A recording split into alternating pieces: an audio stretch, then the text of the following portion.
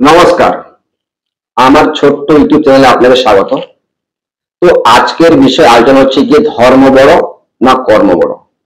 আমরা সেই ছোট অবস্থা থেকে শুনে আসছি, এর কোনো কিন্তু সলিউশন আজ পর্যন্ত পাওয়া যায়নি যে ধর্ম বড় না কর্ম বড়, মুরগির ডিম আগে না মুরগি আগে, সেম টাইপের কোশ্চেন হয়ে গেল যে ধর্ম বড় না কর্ম বড়। তো চলুন কিছু যুক্তি দিয়ে আমরা ব্যাপারটা বোঝার চেষ্টা করি। আমরা খুব পজিটিভ দিক দিয়ে আমরা চিন্তা করব যে ধর্ম বড় না কর্ম বড়। আপনি ধরুন মুসলিম, হজ করতে যাবেন। হজ করার নিয়ম কি আছে? আপনাকে আপনার এই যে বৈশ্বিক পৃথিবীতে সমস্ত ঋণ ধার দেনা সমস্ত কিছু আপনাকে ক্লিয়ার করে দিতে হবে। যে যার প্রাপ্য, ছেলে মেয়ে ভাই বোন যে যার প্রাপ্য সবাইকে বুঝিয়ে দিয়ে তারপরে আপনাকে হজ করতে যেতে হবে এবং নিজস্ব টাকা কামিয়ে। তো এটা আপনি বলুন যে টাকাটা ইনকাম করতে না পারলে আপনি ধর্ম করতে যাবেন কিভাবে? আমি অ্যাকচুয়ালি জানতে চাই, আমি কিন্তু কোন রকম কোন ধর্ম থেকে আঘাত দিচ্ছি না, ধর্মীয় ভাবাবেগকে আঘাত দিচ্ছি না। আমি জানতে চাইছি যে আমার কাছে টাকা না হলে আমি হজ করতে যাব কিভাবে? ধরুন আমি বদ্রী বা কেদারনাথ যাব, টাকা লাগবে।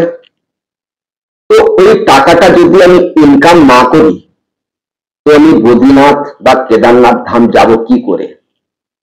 সিম্পল সিম্পল সা কোশ্চেন। তো ভাই, প্রথমে আমার মনে হয় যে কর্ম আগে। আপনি যদি কর্ম করেন টাকা ইনকাম করতে পারবেন, আর টাকা ইনকাম করলে আপনি ধর্মীয় স্থানে যেতে পারবেন। আপনি আপনার মতো করে আপনি আপনার পরিবারকে হাসি খুশি নিয়ে যেতে পারবেন যদি আপনার কাছে টাকা থাকে, আদারওয়াইজ কিন্তু আপনি যেতে পারবেন না। অনেকে অনেক রকম কথা বলবে, এই ভিডিও অনেকে দেখছেন, অনেক ধর্মীয় প্রাণ ব্যক্তি আছেন যিনি দেখছেন, ওনারাও হয়তো ভাবছেন যে এ আবার কে পণ্ডিত, কোত্থেকে এলো, কি কথা বলছে, আগে ধর্ম। কিন্তু বাস্তবে আপনি একটা জিনিস চিন্তা করে দেখুন, আপনি আপনার ফ্যামিলিকে নিয়ে বদ্রীনাথ, কেদারনাথ বা কোনো মন্দির বা কোনো ধর্মীয় স্থানে যাবেন, বা যদি মুসলিম হন হজ করতে যাবেন, তো আপনাকে প্রথমে কি লাগবে? আপনাকে প্রথমে কি করতে হবে? বাজেট, যে কত টাকা খরচা হবে। এই বাজেটের জন্য আপনাকে কি করতে হবে? ইনকাম করতে হবে। ইনকামের জন্য কি করতে হবে? আপনাকে কর্ম করতে হবে। তো সিম্পল জিনিস, আপনাকে প্রথমে কর্ম করতে হবে। আপনি কর্ম করতে পারলে আপনি ধর্ম করবেন না ধর্মস্থানে যেতে পারবেন। আমি জানি না, অনেক ভিডিও দেখেছি, অনেক বই দেখেছি, অনেক কিছু পড়েছি, সবাই বলেন, অনেকে বলছেন ধর্ম আগে। আমি কোনো ধর্মীয় ভাবাবেগকে আঘাত করছি না, আমি আমার একটা লজিক থেকে বলছি যে আপনি টাকা ইনকাম না করলে কেদারনাথ বা বদ্রীনাথ, মুসলিম হলে হজ করতে যাবেন কিভাবে? অ্যাটলিস্ট তো আপনার কাছে টাকা দরকার, বাজেট দরকার। বাজেটের জন্য আপনাকে টাকা দরকার, টাকার জন্য আপনাকে কর্ম করতে হবে। তো স্বাভাবিকভাবে আমার মনে হয়, আমার ব্যক্তিগত মতামত, আমার মনে হয় কর্ম আগে, তারপরে ধর্ম। আপনি বড় বড় মন্দিরে যান, বড় বড় মাজারে যান, ওখানে ঢোকার সঙ্গে সঙ্গে কিন্তু প্রথমে ওরা টাকার ডিমান্ড করবে,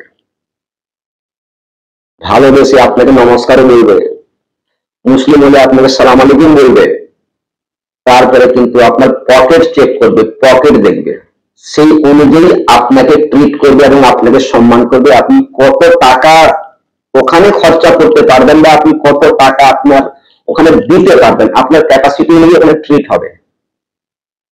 তো মেন জিনিস হচ্ছে গিয়ে টাকা। যদি আপনার টাকা না থাকে আপনি ধর্মীয় স্থানে গিয়ে অপমান হবেন। আপনি হিন্দু হন, মুসলিম হন, বৌদ্ধ হন, যে ধর্মেরই হন, মেন জায়গাটা হচ্ছে যে উৎস হচ্ছে টাকা। আপনি টাকা না থাকলে কিন্তু আপনি কোনো ধর্মস্থানে যাবেন কি যাওয়ার কল্পনাও করতে পারবেন না। আপনার প্রতিবেশী আপনার কেদারনাথ বদ্রীনাথ ঘুরে এসে বা হজ করে এসে আপনাকে অনেক গল্প বলবে, ভাই ওখানে এটা আছে ওটা আছে, এখানে এতটা এখানে ভগবান পাওয়া যায়, ওখানে এই ঠাকুর পাওয়া যায়, স্বর্গ তো আমার একদম পুরো নিশ্চিত হাতের মুঠে হয়ে গেছে। তাহলে আপনি তখন আপনি হাই হতাশে ভুগবেন, হায় হায় আমি কিছু করতে পারলাম না ধর্মের জন্য।